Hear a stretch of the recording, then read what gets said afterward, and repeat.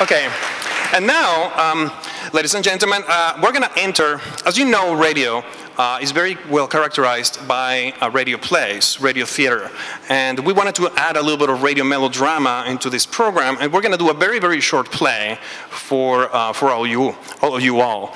And for this one, I'm actually going to need 6 volunteers to just read one of the characters in the play. It's going to be a very short play, only 5 minutes, but I need 6 volunteers. So if anybody will be interested in just reading the play.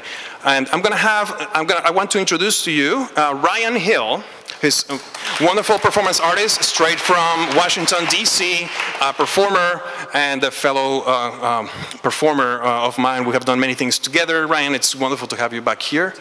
And so with Ryan, we're going to read this radio play. But we would love to have some of you come. Please come forward.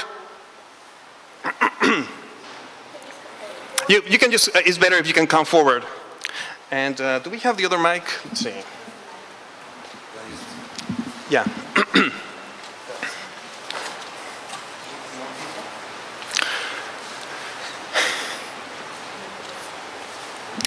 So this, it's a very short play. It's about an internal dialogue of a character. It's very Brechtian. You know, these days, if you do something Brechtian, you know, you immediately get into some show. You know, so we decided that we would just do some Brechtian here. This really tragic drama is about an artist who is talking to himself, trying to get a show. And the artist really is basically holding a board meeting with himself to figure out what kind of strategies he's going to pursue to finally get a show, a solo show in his career. So, so each one of you, we're going to assign you numbers, guys. Do I have a script? Okay. As you'll see in the script, there's different numbers. Okay. In the script, each one of the characters is assigned a number. When you read your part, you should actually read the name of the character so that people know who it is, because otherwise the audience is not going to know who's the character speaking. Do I have it? Okay. So I'm going to be number 1. Ryan is going to be number 2. You'll be number 3, 4, 5, 6, 7, and 8. So make sure that pay attention to the numbers, so when it's your turn to speak, that you're ready to speak. Correct? Okay, so the play is entitled Otto's Self-Board Meeting, okay? And we start with Otto, which is me, okay? Otto, thank you all for coming.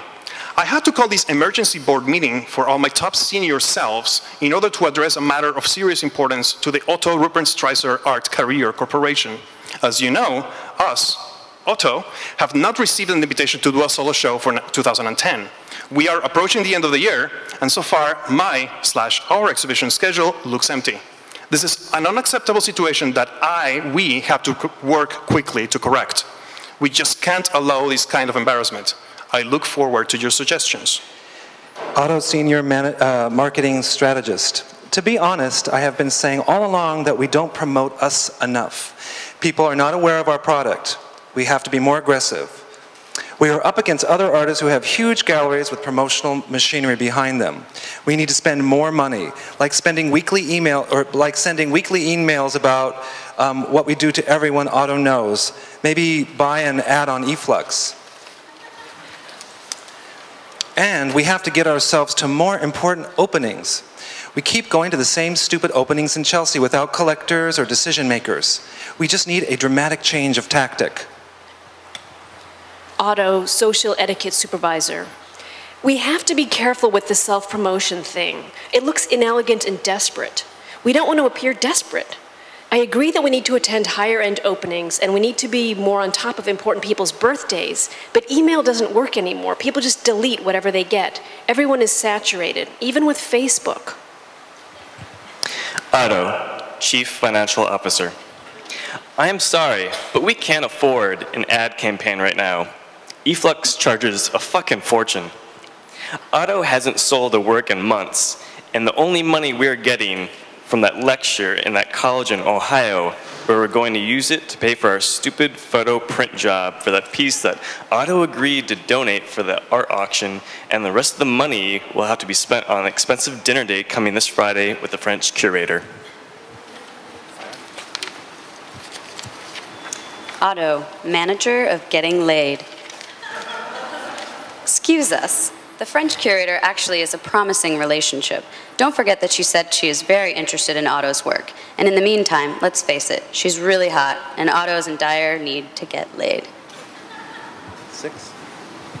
Otto, Deputy Director of Art Ideas. Please, let's focus on the content of Otto's work. Without the content, there is no work. Without work, there is no career. The other morning, we were in the shower. We had a really interesting idea for a video piece that would be about the slums of Morocco. It would be a multi-channel video piece, and it would show these slums with a narrative of a blind Moroccan prostitute whose story Otto read the other day in Paris Match. Otto, coordinator of Reality Check. That's ludicrous.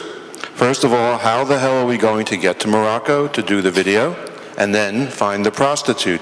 There is no fucking way we can pull that project together. 6. No. Oh. Sorry. Otto, Deputy Director of Art Ideas. You guys always have to ruin every great initiative. That is why Otto will never make it as an artist. 4. Otto, Chief Financial Officer. I'm sorry, but we don't even have the money to buy the external hard drive Otto needs, let alone. Otto, wait a minute. I thought we were talking about getting a show, not about coming up with a new piece. Otto, cheating manager. How about if we just steal footage from YouTube or something and get a female friend to do a prostitute voiceover? Otto, Senior Marketing Strategist. Wait a minute. What if we ask the French curator to do the voiceover, and then, once the piece is made, we ask for her help to get the piece shown? Wasn't it a French colony? Wasn't she working on a show about post-colonialism? She's totally going to love this piece. She may even have contacts in Morocco. Oh. Art Ideas. Last page. That's it. We're missing a page. We're missing a page. Well, the page is, okay, sorry. Okay, sorry. Director of Ideas. That's you. Otto, Deputy Director of Art Ideas. I don't know about that idea. It's too opportunistic. Otto, coordinator of Reality Check.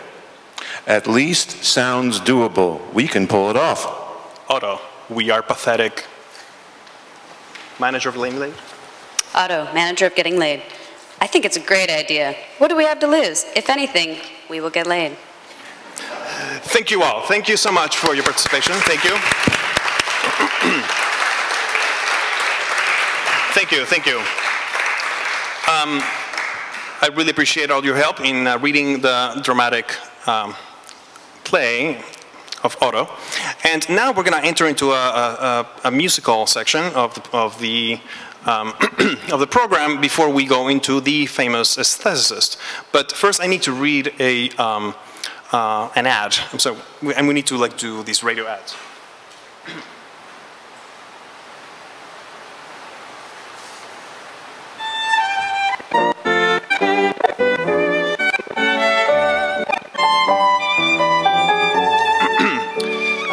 Okay, a word from our non-sponsors.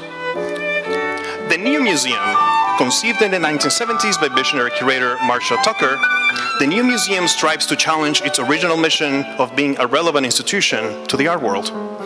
Turning over their curatorial duties to underrepresented artists such as Jeff Koons, the New Museum offers you the unique chance to see how a public art institution can function like a private club.